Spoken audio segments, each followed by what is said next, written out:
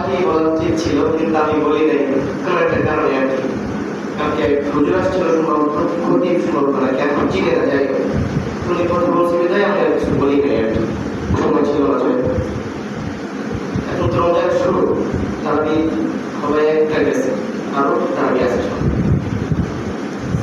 এই তারাবিটা আমাদের বাংলাদেশে যে নিয়ম হুজুর চালু করে পড়েন, যারা মুক্তি বলে হুজুর চালু করে পড়েন, হুজুর চালু করে পড়েন, নাও চালু করে পড়েন, হুজুর চালু করে পড়ে, হুজুর নাও চালু করে পড়ে। তারপর হুজুর এমন ভাবে পড়ে যে মুসলিম কিছু বোঝেই না। হ্যাঁ, আসলে আমাদের বাংলাদেশের নিয়ম এটা।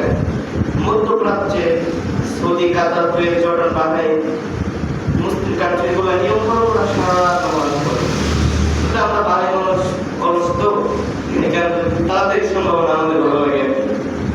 তো যাই হোক, আমরা চালু করবো না, একবার স্লো করবো না, মধ্যপন্থা উত্তম। আমরা কি করবো? মধ্যপন্থা অবলম্বন করবো। দ্বিতীয়ত বিষয় হলো, এখানে প্রতিদিন আমি দাঁড়াবো, প্রতিটা দিন।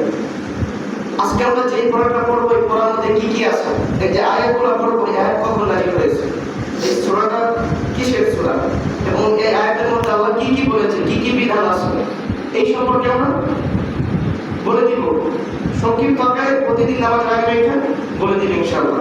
আপনারা সবাই তাড়াতাড়ি আসবেন ইনশাআল্লাহ।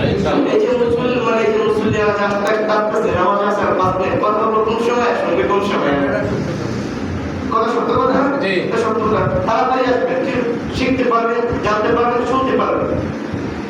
বিষয়টা হলো আজকে যে আমার যে পড়াটা কি, আমাদের যে পড়াটা, আমরা তো প্রথমে সূরা বাকারা পড়েছি। এই সূরা বাকারার নামের প্রেক্ষাপট আপনারা সকলেই জানেন। আল্লাহ নবী মুসার সময় এক ভাতিজাকে চাচাকে হত্যা করেছিল, তো সেই রেফারেন্স স্বরূপ আল্লাহ তাআলা সূরা বাকারাকে নাযিল করেছেন। তো এটা মাদানী সূরা। আরেকটা বিষয় কি সবাই একটু খেয়াল করেন, যে আল্লাহ নবী মদিনায় হিজরতের আগে যত সূরাগুলো নাযিল হয়েছে, এগুলোর কোনো বিধান নাই, বিধান খুব কম এগুলোর মধ্যে।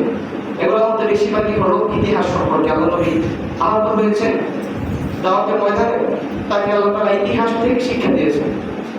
যেহেতু ইসলাম তখন প্রথম ছিল না, আল্লাহ নবী যখন মদিনায় গিয়েছেন, যখন ইসলাম আস্তে আস্তে পরিপূর্ণ হওয়া শুরু করেছেন, তখন বিধিবিধান সম্পর্কে আয়াত নাযিল হওয়া শুরু করল। তো বিষয়টা হয়েছে যে মক্কার সময় যে আয়াতগুলো নাযিল হয়েছে, এগুলো কি ইতিহাস সম্পর্কে বেশিরভাগই পূর্ববর্তী নবীদের ইতিহাস, হেমন্ত আপনাদের ধৈর্য ধরুন, এরকম বিভিন্ন আয়াতগুলো নাযিল করেছে। আজকে আমাদের যে পড়াটা এইটার মধ্যে হলো সবাই শোন, আজকে পড়ার মধ্যে কি কি আছে। আজকে পড়ার মধ্যে আল্লাহ তাআলা নারীদের সম্পর্কে, বিবাহ বিচ্ছেদ সম্পর্কে বিভিন্ন আয়াত নিয়ে আসছেন। যেমন মত সম্পর্কে, যেমন আল্লাহ তাআলা এখানে বলেন, ইসলামকে আনফুনকে অনলাইসি, হে মুহাম্মদ, তারা আপনাকে খমরি অনলাইসি মত এবং বিবাহ সম্পর্কে জিজ্ঞাসা করে। আপনি বলে দিন, আপনি বলে দিন, ফিহি মাইতুন মুতাবিন ওয়ালাফি ওয়ালিনাস, উভয়টাই কি ক্ষতি, ওয়ালাফি ওয়ালিনাস, তার মধ্যে কিছু মানুষের উপকার আছে। ওয়াইতুন আকবার মিন নাফিহি, তবে উপকার থেকে ক্ষতিটা কি বেশি।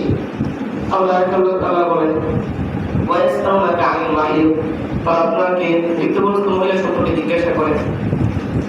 আল্লাহ নবী বলেন, কুল ফীহিমা ওয়াইসতাউনাকা আনিল মাহিদ কুল হুয়া আযান ফা'তাযিলুন নিসা ফিল মাহিদ, আপনি বলে দিন ঋতুগ্রস্ত মহিলাদের সাথে কি করা যাবে না, সহবাস করা যাবে না। যখন মহিলারা কি থাকে, হায়েজ অবস্থায়, ঋতু মাসিক যেটাকে বলে, সে অবস্থায়। তো দ্বিতীয়ত বিষয় হলো, আল্লাহ তাআলা এই আয়াত সম্পর্কে মানে এই সূরা বাকারার মধ্যে এগুলো আল্লাহ তাআলা মানে অধিকাংশই মানে 2 নম্বর পারাটার মধ্যে এগুলো আল্লাহ তাআলা আলোচনা করেছেন। তো যখন আমরা 3 নম্বর পারা যাবো আজকে যখন আসে, তো সেখানে আল্লাহ তাআলা হযরত উযাইর আলাইহিস সালামের কথা নিয়ে আসছেন। আল্লাযী মারআতা করিয়া ওয়া খাওয়াইতু আলা কুশিহা ক্বালা লাইকা হাদিহি ওয়া বা'দা মাউতিহা ফামা তাকুনিয়া তাকি সুমা বা'থা। আল্লাহ উযাইর যখন এক জনপদ দিয়ে ভ্রমণ করছিলেন, তো হঠাৎ করে আল্লাহ তাআলা, আপনি ঘটনা কি জানেন কিনা, যে আল্লাহ তাআলা মৃত্যু দেয়, তিনি 100 বছর মৃত ছিলেন। কিন্তু আল্লাহ তাআলা বলেন, ক্বালা কাম লাবিথ, ক্বালা ইয়াওমান ওয়া বা'দা ইয়াওম, তুমি কতদিন অবস্থান করেছো, সে বলল লাবিথ ইয়াওমান ওয়া বা'দা ইয়াওম, মানে একদিন না হয় একদিনের কিছু কম। আল্লাহ বলেন না, ক্বালা বাল লাবিথ মিয়াতা আমিন ফাউতুর ইলা তাআমিক, ক্বালা বাল লাবিথ মিয়াতা আম, তুমি 100 বছর অবস্থান করেছো। ফাউতুর ইলা তাআমিক, তুমি তোমার খাবার দেখো, ফাউতুর ইলা হিমারি, তুমি তোমার গাধাকে দেখো। তিনি জানে সফর করছেন, এটাকে খাবার যেরকম সেরকমই আছে, কিন্তু গাদারটা ছিল যে তার সাথে সফর গাদারটা ওটা কঙ্কাল হয়ে গেছে। তখন আল্লাহ বললেন অকুল্লা ইমানি গাওয়ালিনা জাআলা গায়াতাল নাস ওয়া মুসলিয়া গায়ব, আমি তোমার গাদারটাকে মানুষের জন্য নিদর্শন স্বরূপ করে দিয়েছি। তো কি করবো, হাড়গুলো একত্রিত হয়ে গেল, আস্তে আস্তে গাদারটা পরিপূর্ণ হয়ে গেল। এটা নিদর্শন আল্লাহ আমাকে দেখিয়েছে। তো এই সম্পর্কে আজকে আমাদের পড়ার মধ্যে আছে। আপনারা একটু আগে আগে আসবেন, হ্যাঁ আগে আসবেন।